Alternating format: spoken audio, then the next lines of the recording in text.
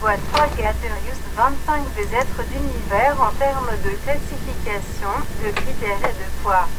Quels sont les critères de bonheur, de beauté et de préférence? Et sur quelle base déterminent les valeurs des êtres?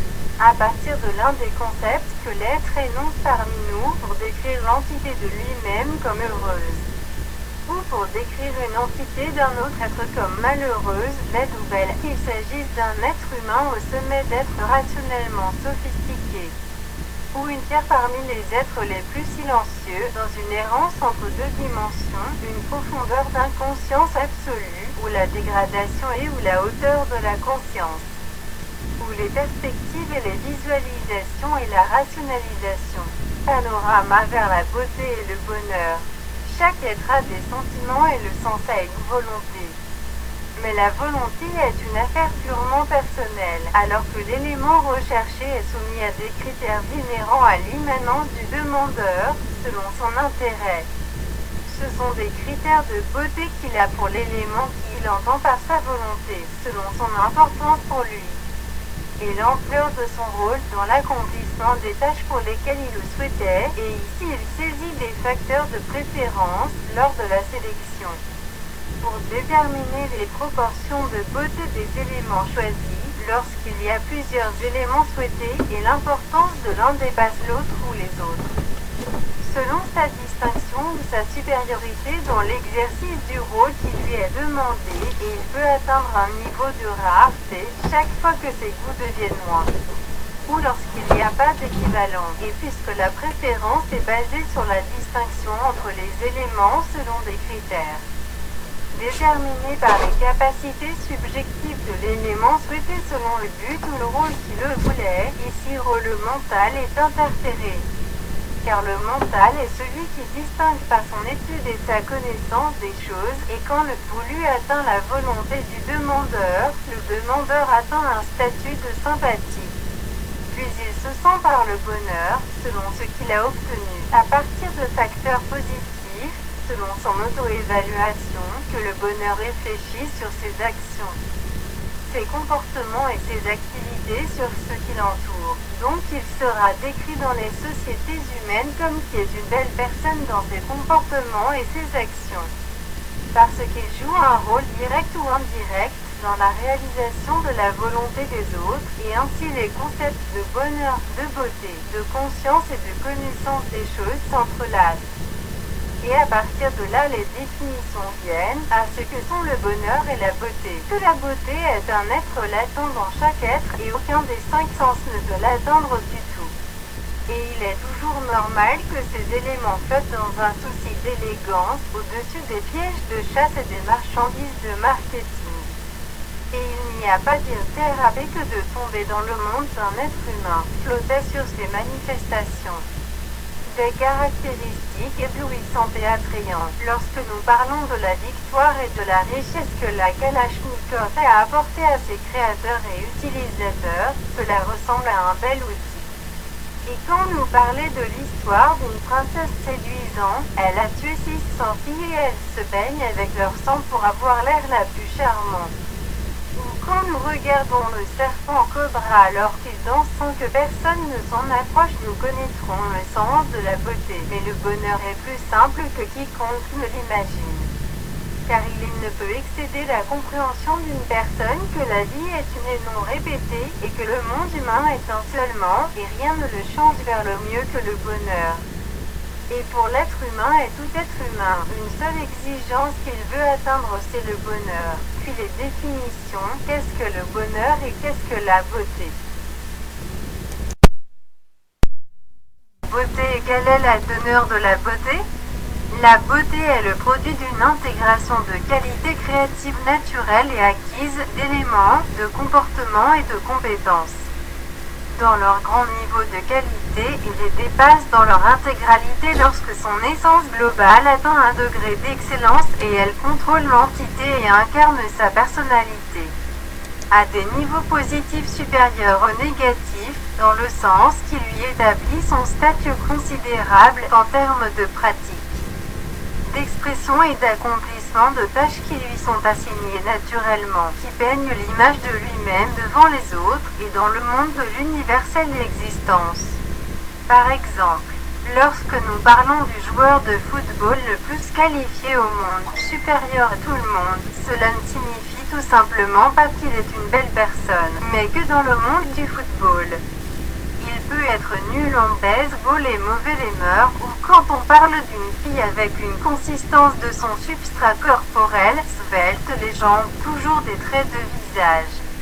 Elle a les cheveux comme la cascade. Nous ne parlons pas d'un bel être humain, mais nous parlons du monde des tentations sexuelles. Il peut s'agir d'un mauvais comportement, d'un trouble mental et d'une mauvaise mémoire, et elle est porteuse de maladies et de déficiences croissantes dans ses gènes. Elle ne peut pas avoir d'enfant, et donc son destin est l'extinction, et donc non valable pour l'avenir de l'humanité, de sorte que les compétences créatives et les paysages visuels sont des expressions de qualité et de distinction, et non la beauté.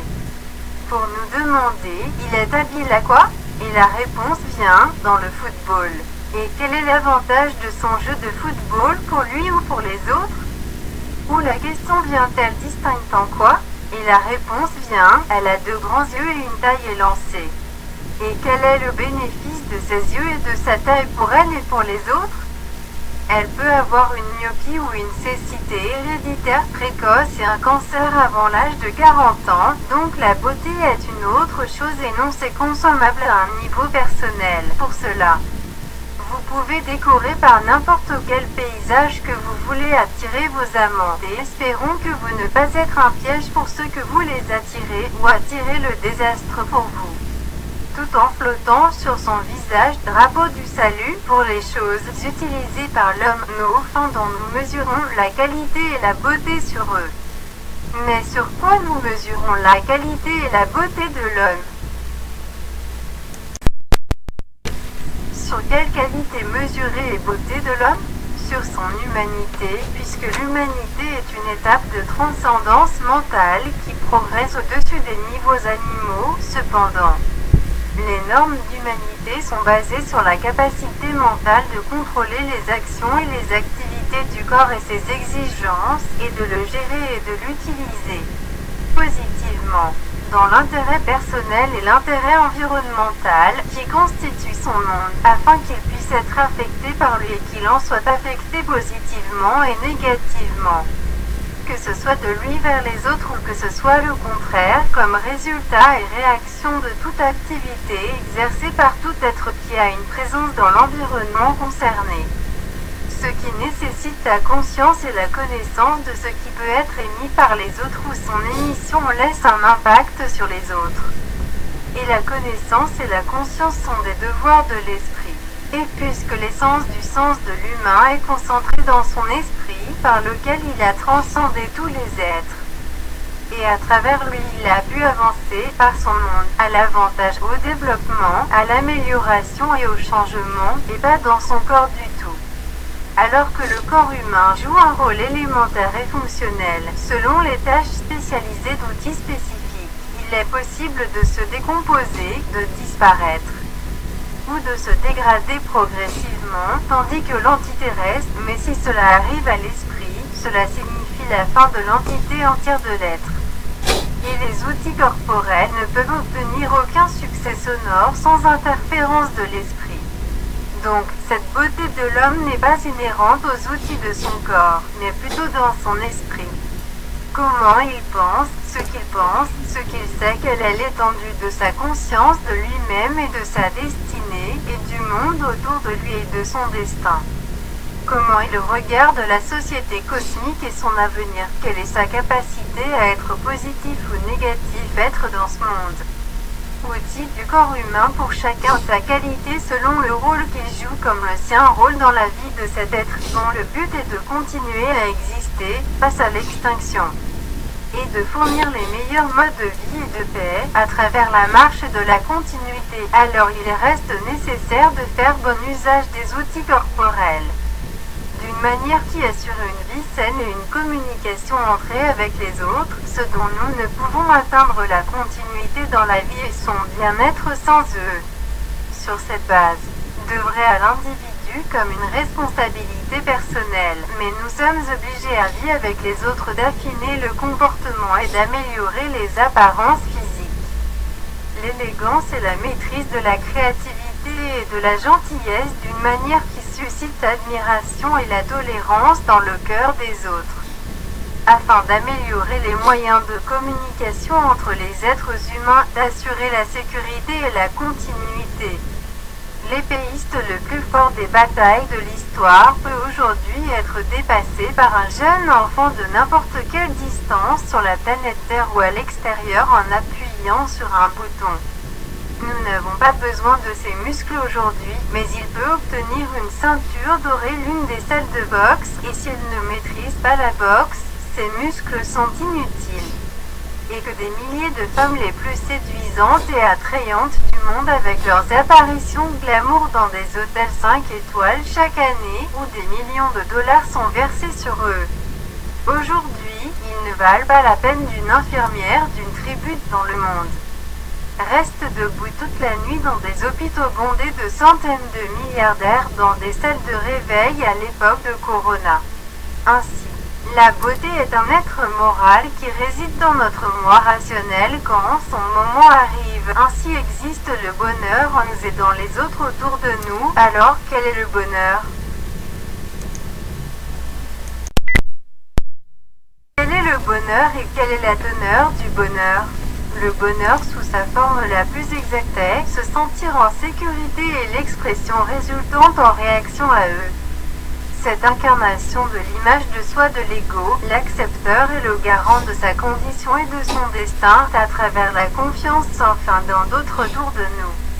Ce qui peut atteindre la stabilité psychologique pour les membres de la société n'existait pas alors ou même se profile à l'horizon, ce qui peut provoquer de l'anxiété et de la méfiance. Ce qui laisse la possibilité pour le sourire d'incarner sur le visage de la personne, et le sourire balayant les visages de chacun. Parce que chacun d'entre eux ressent la sûreté et la sécurité inhérente à l'être de l'autre. Nous continuons. Vous n'imaginez peut-être pas que le bonheur est comme un mirage, mais c'est un fait réaliste. Chaque fois que nous atteignons la périphérie de sa campagne, ces villes peuplées se profilent devant nous en rêve. Puis nous continuons à la poursuivre à la recherche du bien-être dans la ville utopique. Que la ville utopique est celle qui semblait à l'horizon des premiers sophistes philosophes depuis plus de 5000 ans, ils l'ont dessinée pour nous et l'ont laissée sur les horizons. Puis sont venus après ceux qui l'ont appelé le paradis. Depuis la demi-vie de cette époque, le paradis perdu, il ne fait pas être seulement cette ville utopique que beaucoup de nos ancêtres ont traversé dans ces rues à travers l'histoire, et les petits-enfants sont toujours à la recherche du fantôme d'une ville vertueuse agitant à l'horizon. Alors qu'ils ont atteint le cœur de cette ville elle-même depuis des décennies, mais la préoccupation de l'un d'entre eux avec ses conditions, ses pas de pied, son chemin et ses rêves personnels, empêchait de prêter attention à ce qui l'entourait, si chacun de nous se tournait vers ce qui l'entourait, vérifiant soigneusement leurs conditions à leurs yeux. Il vit le repère de la ville utopique, et il se sentait heureux, donc le bonheur ne se réalise pas dans l'isolement personnel, loin des peines de ceux qui nous entourent, sans se soucier des conditions des autres. Nous continuons et certains d'entre nous peuvent se demander « Et pourquoi je ne vis pas mon bonheur dans l'isolement loin de la perturbation des gens ?»